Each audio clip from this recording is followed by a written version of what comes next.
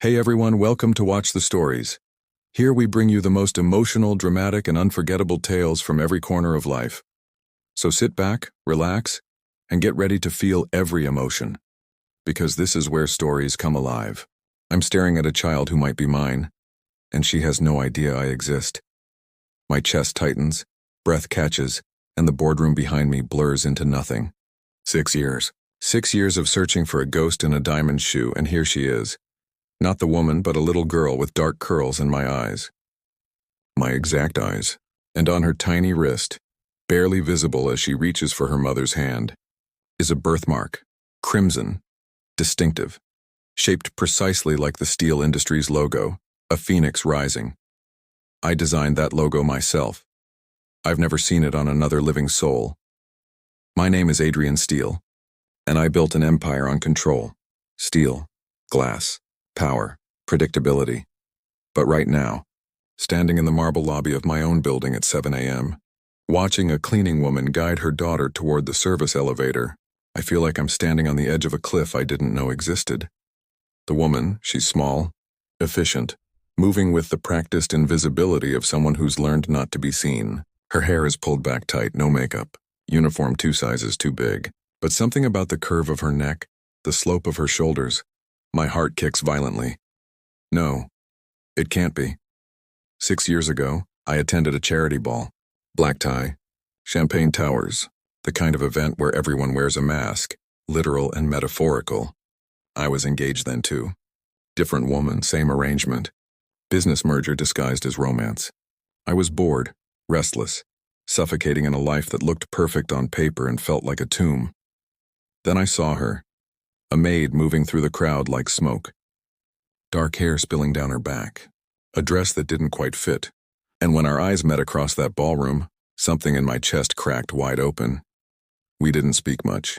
Didn't need to. She pulled me into a storage room, her hand in mine, her breath on my neck, and for one night, I wasn't Adrian Steele, billionaire, future husband, corporate machine. I was just a man, desperate, alive, hers. When I woke, she was gone. Only a single diamond-studded shoe remained, ridiculous and precious, sitting on the windowsill like evidence of a dream. I searched. God, I searched. But she'd vanished. No name on the staffing list, no security footage, nothing. Now she's 20 feet away, pressing the elevator button with a practiced hand, murmuring something to her daughter that makes the little girl giggle. I move before I think. Excuse me. My voice cuts through the lobby's sterile quiet. The woman freezes. Doesn't turn, the little girl does. Up close it's worse. She's beautiful, bright-eyed, curious. And that birthmark. God, that mark. It's not just similar. It's identical. I've stared at that logo for a decade. I know every curve. Can I help you, Mr. Steele? The woman's voice is flat, professional. She still hasn't turned around. But I know that voice. I know it. Look at me. It's not a request. Slowly, she turns, and the world stops. It's her. Older, thinner, exhausted. But it's her. Those same eyes that looked at me like I was someone worth saving. That same mouth I kissed until we both forgot our names. Do I know you? She asks, and there's nothing. No recognition, no spark. Just polite, distant confusion. My stomach drops. You... I stop. Swallow. You work here? Cleaning staff.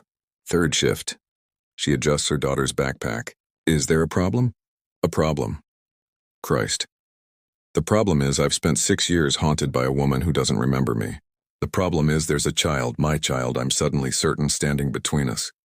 The problem is I'm engaged again, this time to Victoria Hargrove, whose family owns half the pharmaceutical companies on the East Coast, and our wedding is in 3 months. The problem is everything. What's your name? I ask quietly. She hesitates. Elena Mora. And her? Elena's hand tightens on the little girl's shoulder. Protective. Sophie. Sophie. My daughter is named Sophie. She's beautiful.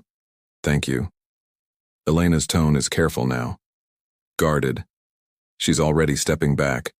Already pulling Sophie toward the elevator. We should go. I don't want to be late. Wait.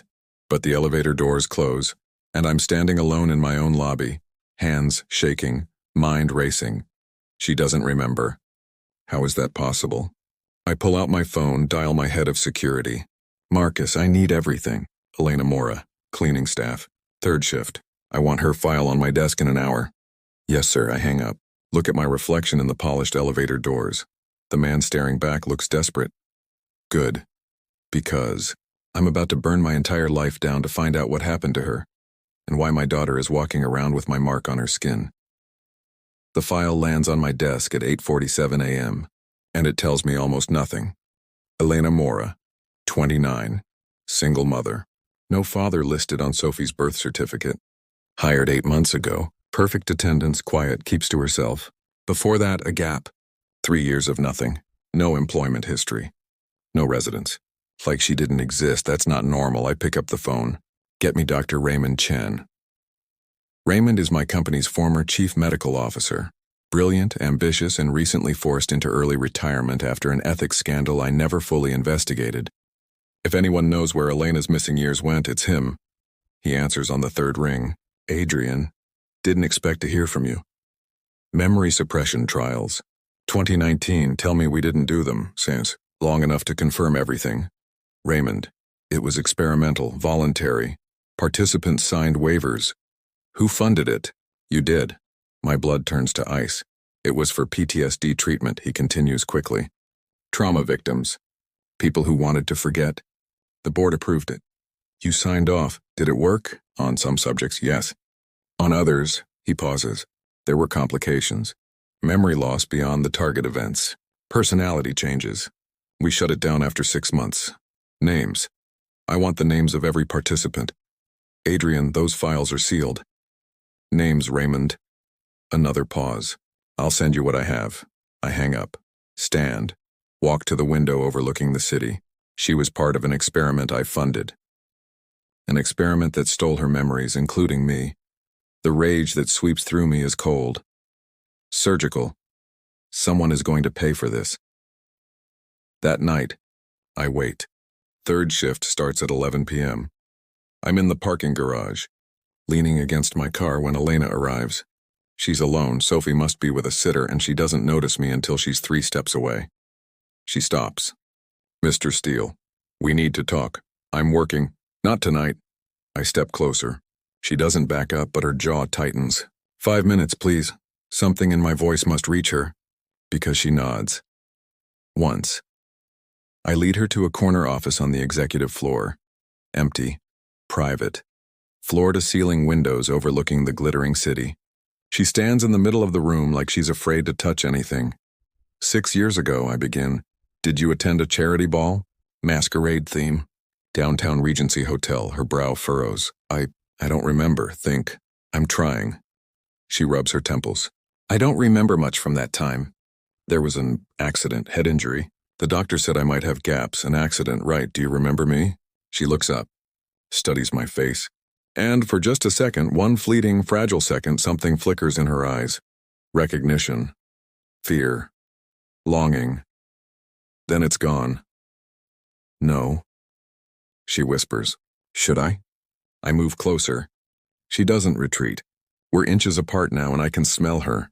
Soap, exhaustion, something sweet underneath. The same scent that haunted me for years.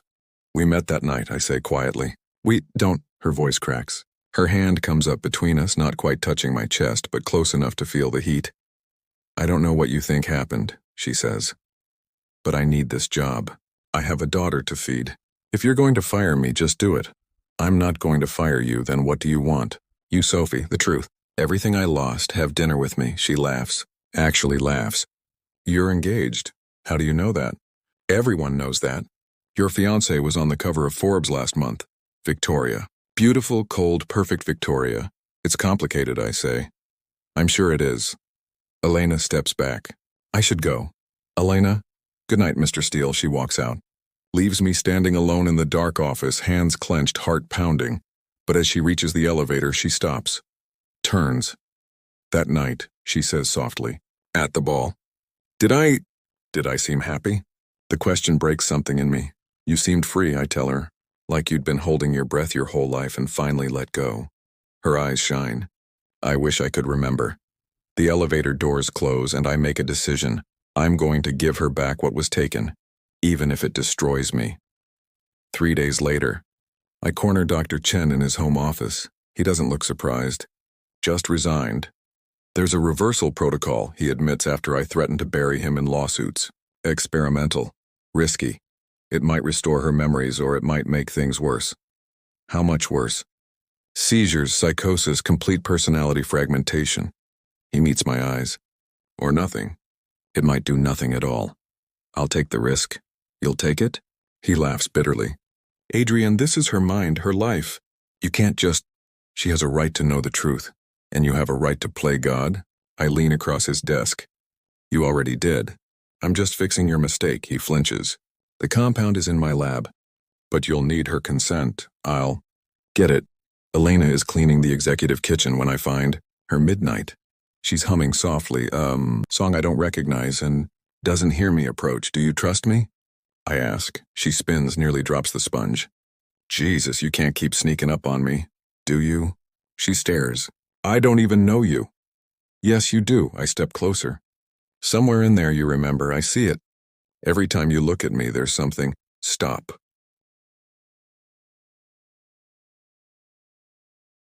But I don't. I'm close now. Close enough to see the pulse fluttering in her throat. Close enough to feel the heat radiating off her skin.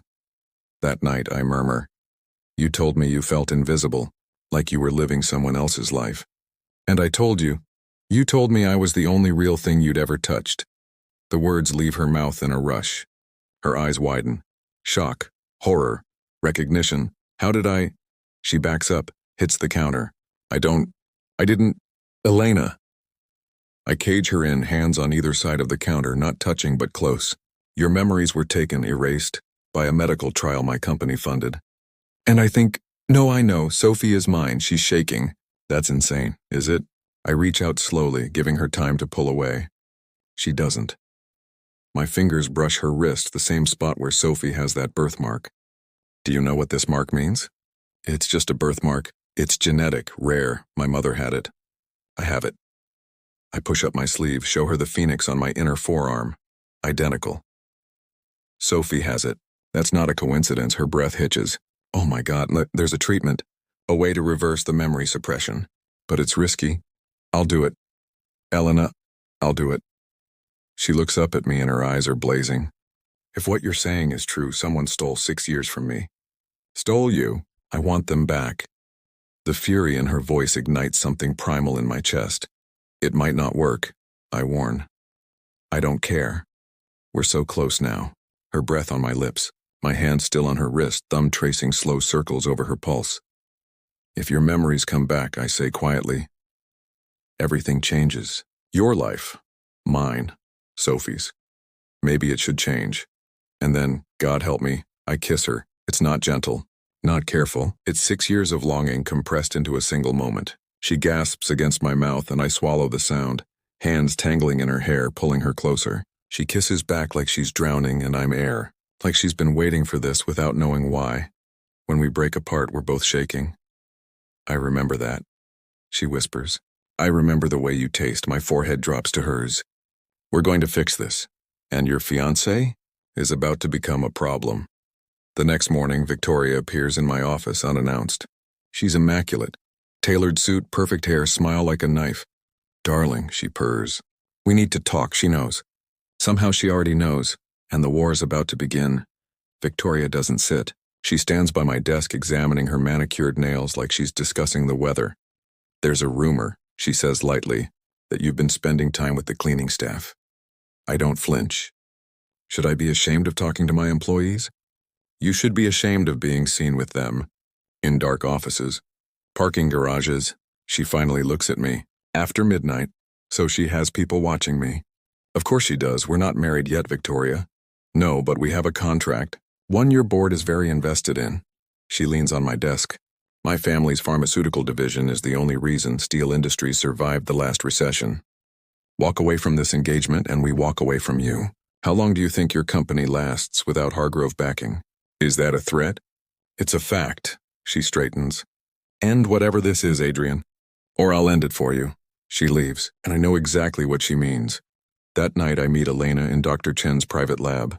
It's hidden in a medical complex outside the city. Neutral ground, off the books. She arrives with Sophie, who's half asleep in her arms. I didn't have anyone to watch her, Elena says apologetically. It's fine. I take Sophie carefully. She nestles into my shoulder and something in my chest cracks.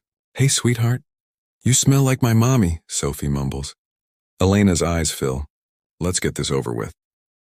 The treatment is simple in theory. An injection, a series of targeted questions, and a hope that her brain will reconnect the severed pathways. In practice, it's terrifying. Chen preps the syringe. Last chance to back out. Do it, Elena says. The needle goes in. For 30 seconds, nothing happens. Then she gasps.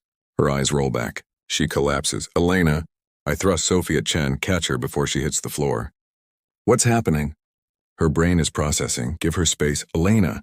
Her eyes snap open, wild, unfocused. I remember. She chokes out. Oh God, I remember everything. She's sobbing now, clutching my shirt, and I hold her while 6 years of stolen memories flood back. I can see it on her face. Pain, joy, rage, love, you, she gasps. It was you. The ballroom. The storage room. You said you'd find me. I tried. They took me. Right after. I woke up in a clinic. They said I'd been in an accident. That I was lucky to be alive. She's shaking. I didn't even know I was pregnant until 3 months later. And I couldn't remember you. I'm here now. Sophie. She pulls back. Does she know? Not yet. We look at Chen, who's standing awkwardly with my daughter in his arms. Sophie is awake now, watching us with big, curious eyes. Mommy? She says. Why are you crying? Elena wipes her face. Come here, baby. Sophie runs to her. Elena catches her, holds her tight. Sophie, I say gently, kneeling. Do you know who I am? She nods. You're Mr. Steele. You're on all the buildings. I'm also... I glance at Elena. She nods. I'm your dad. Sophie blinks. I have a dad? You do. She looks between us. Like a real dad? Who lives with us, if you want me to. Her face splits into the brightest smile I've ever seen. Can you make pancakes? I laugh, actually laugh. I can learn. Then okay, she hugs me.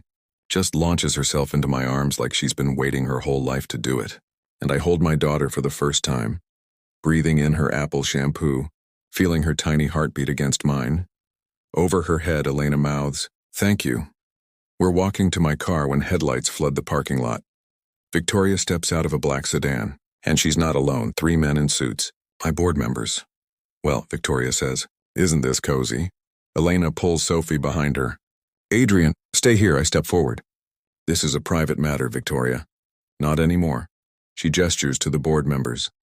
Gentlemen, meet Adrian's latest indiscretion, and her daughter, who he's apparently decided is more important than his company. This has nothing to do with Steel Industries, doesn't it? Victoria's smile is venomous. Because I've done some digging. That little girl? She's 6 years old. Born 9 months after our last engagement fell apart. Tell me, Adrian, were you cheating then too? The board members look at each other, at me, at Elena. This woman was part of an illegal medical trial, I say evenly. One that erased her memories and nearly destroyed her life. I'm correcting that. How noble. Victoria steps closer. Here's what's going to happen. You're going to walk away from her.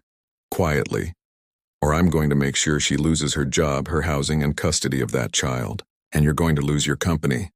Elena makes a small sound. I don't turn. You're bluffing. Try me. The air crackles. Then Sophie's voice, small and clear. My daddy's not mean like you. Everyone freezes. Sophie, Elena starts. But Sophie steps forward, holding up her wrist. See, we match. That means we're family. She looks at me. Trust and innocence and absolute certainty. And I realize I'd burn the whole world down for this kid. You're right, I tell her. Then I look at Victoria. I'm done. Done? With you. The engagement. All of it. I turn to the board members. If you want to pull your support, do it. I'll rebuild. But I'm not trading my family for a company. Victoria's face twists. You'll regret this. No, I say quietly. I already regret the 6 years I lost. I'm not losing another second. I take Elena's hand. Sophie's other hand, and we walk away together. Behind us, Victoria screams my name. I don't look back. The fallout is immediate. Hargrove Pharmaceuticals pulls their funding. 3 board members resign. Stock prices plummet. My lawyers tell me I'm facing a dozen lawsuits. I don't care, because Elena is in my penthouse, curled on my couch, and Sophie is asleep in my guest room, her room now. And for the first time in 6 years, I can breathe. You didn't have to do this, Elena says softly. Give up everything. I didn't give up anything. I sit beside her. I chose what matters. She's quiet for a moment. What happens now? Now? I pull her close. We figure it out, together. Your company will survive, or it won't. Either way, I'm not losing you again. She turns in my arms and her eyes are shining. I remember all of it now. That night. The way you looked at me like I was the only person in the world. The way you kissed me like you were memorizing me. I was. I'm so angry, she whispers. At them, at the time we lost. At myself for not fighting harder to remember. It wasn't your fault, I know.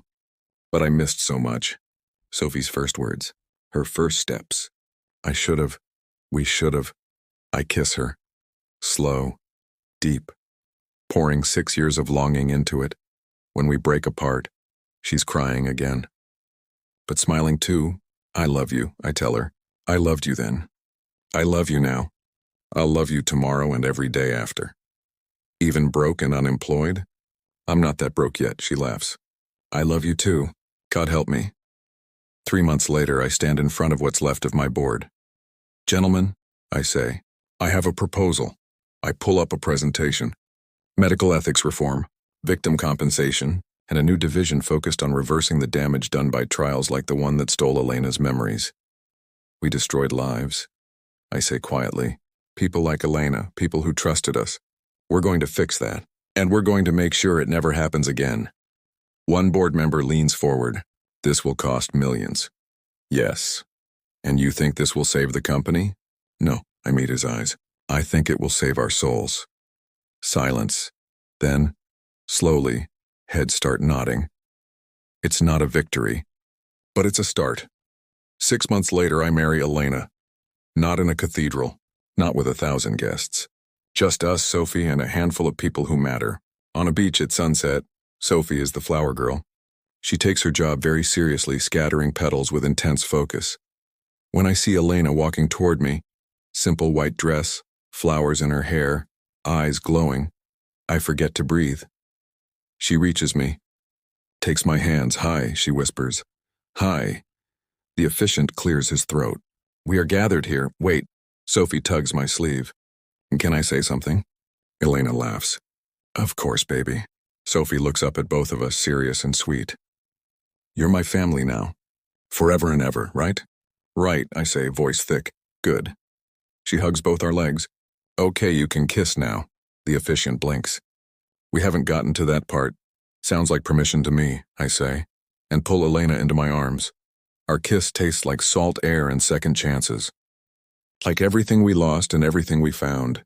When we break apart, Sophie is cheering, and the sun is setting behind us, painting the sky in phoenix reds and golds. That night, after Sophie is asleep, Elena and I stand on our balcony overlooking the city. Tell me something, she says. If you could go back to that night knowing everything that would happen, would you still do it? I don't hesitate. Yes, even the pain? Especially the pain. Because it led me here, to you, to Sophie, to this. I turn her to face me. Every scar was worth it. She rises on her toes, kisses me softly. You know what the doctor said? About the memory reversal? What? It doesn't work on everyone. Only people with strong emotional anchors. Something or someone their brain refuses to fully let go of. Her eyes shine. You were my anchor, Adrian. Even when I couldn't remember your name, I couldn't forget you. My throat tightens. You're making it very hard not to cry. Then cry. She smiles. I've got you and I do. Right there on the balcony with my wife in my arms and my daughter sleeping safe inside, I let myself feel everything. The grief, the joy, the impossible, improbable miracle of finding each other again. Later, much later, I carry Elena to bed. She curls into my side, and I trace the spot on her wrist where Sophie's birthmark would be if she had it. Did you ever find it? She asks sleepily. The diamond shoe? I smile. It's in my safe. I've kept it all these years. That's romantic and slightly creepy. I prefer devoted, she laughs, then goes still. Adrian? Yeah? Thank you. For not giving up. For fighting for us, I kiss her temple. You were always worth fighting for. Even when I couldn't remember. Especially then. She falls asleep in my arms. And I lie awake a little longer watching the city lights, thinking about second chances and phoenixes rising from ashes. Somewhere out there, Victoria is probably plotting revenge. The company is still recovering. There are battles ahead, but right now, in this moment, I have everything that matters. My family is safe. My heart is full, and the woman I love finally remembers that she loves me too. Tomorrow, we'll face the world together. Tonight, we're just us. Exactly as we were always meant to be. Complete, whole, finally home.